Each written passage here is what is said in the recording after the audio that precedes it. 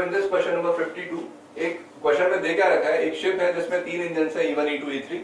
तीनों इंजन के फंक्शनल होने की प्रोबेबिलिटीज इंडिपेंडेंटली अपन को दे रखी है और बोला है कि इंजन तभी ओवरऑल शिप तभी फंक्शनल होगा जब एटलीस्ट 2 इंजन वर्क करेंगे। तो पहले तो शिप के अगर अपन फंक्शनल होने की बात करें Px, इसकी प्रोबेबिलिटी बोलते हैं, तो एटलीस्ट 2 यानी या तो तीनों फंक्शनल हो या फिर दो करके एक फंक्शनल ना हो एक फंक्शनल ना हो। तो क्लियरली Px जब तीनों इंजन फंक्शनल है 1/2, probability comes out to be 1/4, 1/4।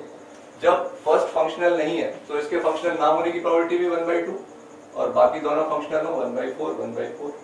Plus जब सेकंड फंक्शनल नहीं है तो फर्स्ट फंक्शनल है, सेकंड नहीं है 3/4 और थर्ड भी फंक्शनल है। और इन दी एंड जब लास्ट फंक्शनल नहीं है यानी कि उसके फंक्शनल ना होने की प्रोबेबिलिटी 3/4। तो ये ओवरऑल हो गई अपने इंजन के स्मूथली फंक्शन करने की प्रोबेबिलिटी।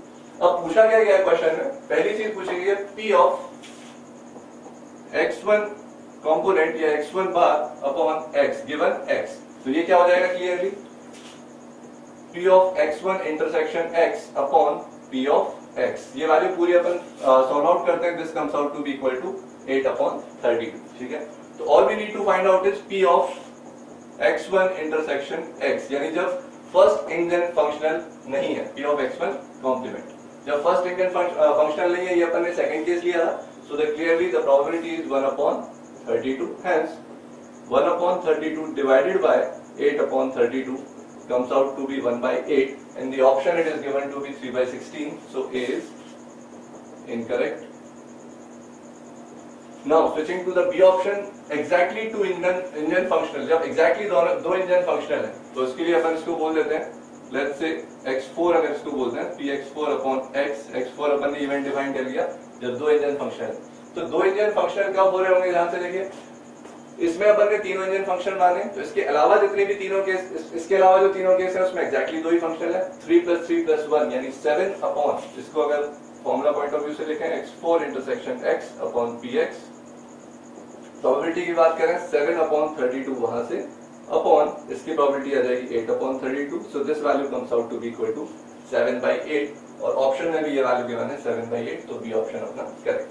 नेक्स्ट ऑप्शन की बात करें P of x given x2 यानी सेकंड इंजन अपना फंक्शनल है, so this value comes out to be expression wise x intersection x2 upon P of x2।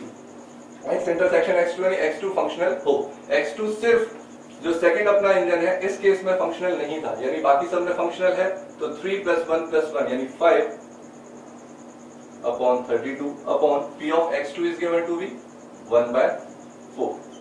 So this value comes out to be equal to 5/8 and the value given in the option is 5/16. So clearly C option is wrong, B was correct.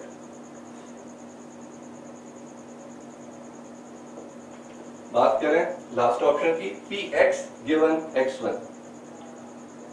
So this is P of x intersection of x1 upon P of x1।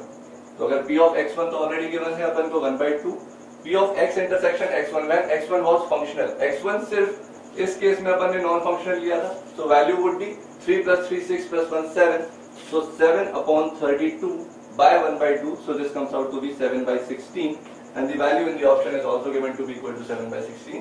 Hence B option is correct. B option is correct. Answer becomes B and